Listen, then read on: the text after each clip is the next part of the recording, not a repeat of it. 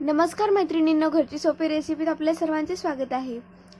आज आपण एक उपवास स्पेशल अशी डिश बनवणार आहोत की जी बघितल्यानंतर तुम्ही सुद्धा बोलणार, अरे चा, मी तर विचारच केला नाही असा। ही डिश खूपच सोपी होणार आहे, मस्त आहे आणि खूपच पौष्टिक आहे, त्यामुळे शेवटपर्यंत रेसिपी नक्की बघा। आता या ठिकाणी बघा, मी 1 कप साबुदाणे घेतलेला आहे। आता आपण यांना लो फ्लेमवरती फ्राय करणार आहोत, जोपर्यंत यांचा स्लाइटली कलर चेंज होत नाही किंवा मग हे स्लाइटली असे फुलत नाही। ते आपण थंड करून घेणार आहोत। त्यानंतर मी त्यांना मिक्सरमधून अगदी बारीक अशी पावडर करून घेणार आहे। ही पावडर आपल्याला गाळून घ्यायची आहे छान, आणि मग आपण त्यात 2 उकडून घेतलेले बटाटे आहेत ते किसून टाकणार आहोत। आता मी या ठिकाणी किसून टाकत आहे, तुम्ही स्मॅश करूनही टाकू शकतात।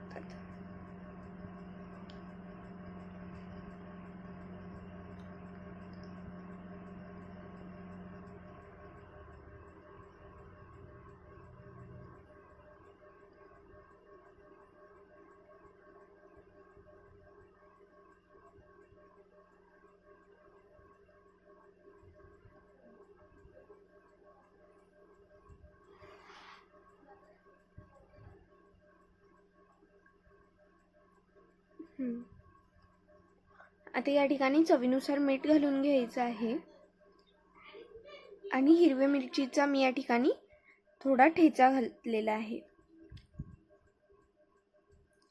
सगळ्या मिश्रणाला छान मिक्स करून घ्यायचं आहे।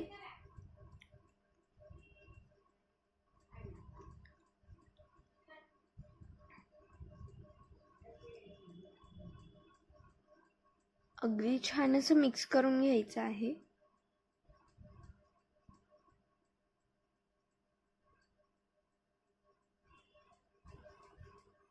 आपण या ठिकाणी पाणी घालत नाही आहोत, त्यामुळे अगदी छान त्याला मळून घ्यायचं आहे।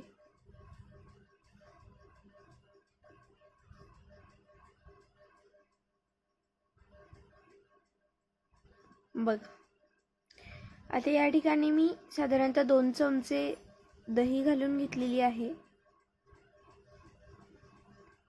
आणि पुन्हा आपण या पिठाला छान मिक्स करून घ्यायचं आहे।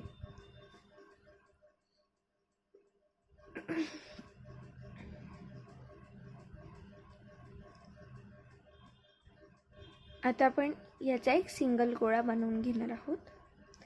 मैत्रिणींनो, या ठिकाणी मी जिरं आणि कोथिंबीर घातलेली नाहीये। तुम्ही जर उपवासाला जर जिरं आणि कोथिंबीर चालत असेल तर तुम्ही त्यात नक्की घाला, कारण त्याच्याने सुद्धा खूप छान टेस्ट येते आणि टेस्ट एनहान्स व्हायला मदत होते। आमच्या घरी खात नाहीत जिरं आणि कोथिंबीर, त्यामुळे मी या ठिकाणी घातलेलं नाही आहे।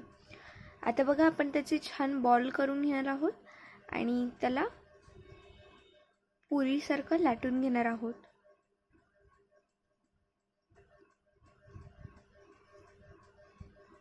अगदी छान लाटून घ्यायचं आहे। या ठिकाणी पिठाची गरज नाही आहे, म्हणजे लावायचं नाही आहे पीठ।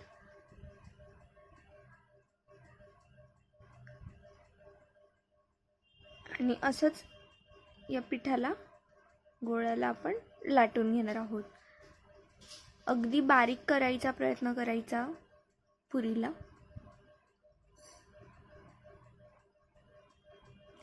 आणि मग नंतर गोल एखाद्या साच्याने त्याच्यावरून आपण असे गोल काप करून घेणार आहोत।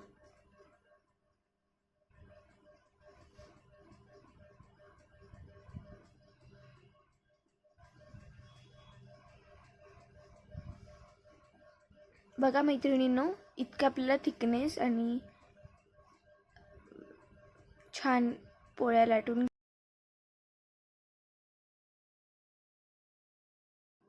पुन्हा आपण सेम प्रोसेस या ठिकाणी रिपीट करणार आहोत।